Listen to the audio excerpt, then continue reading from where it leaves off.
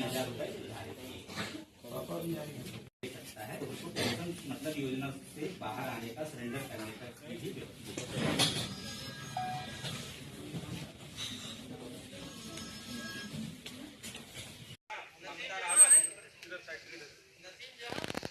60 साल की आयु के बाद उनको 3000 रुपये मासिक सरकार पेंशन देगी। तो हमारे विभिन्न क्षेत्रों में जो हमारे संविदा कर्मी हैं, इसके अलावा श्रमिक हैं, ये सभी इससे लाभान्वित हो सकते हैं।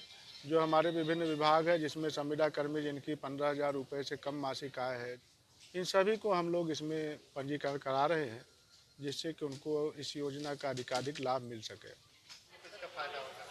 देखिए, हम लोग अपनी नौकरी करते हैं, लेकिन 60 साल पूर्ण होने के बाद कोई साथ नहीं देता है, ना माँ बाप, ना भाई बहन, और हम लोग दूसरे पर निर्भर रहते थे।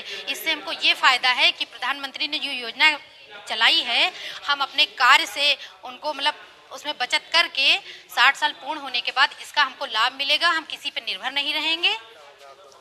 ये जो कार्ड सरकार ने हमें दिया है, इससे बहुत फ़ायदा मिल रहा है। ये सबके लिए ठीक है, लेकिन जो जब उस एज में हम लोग आएंगे तभी उसका लाभ होगा, तभी हमको पता चलेगा। और सरकार का बहुत धन्यवाद।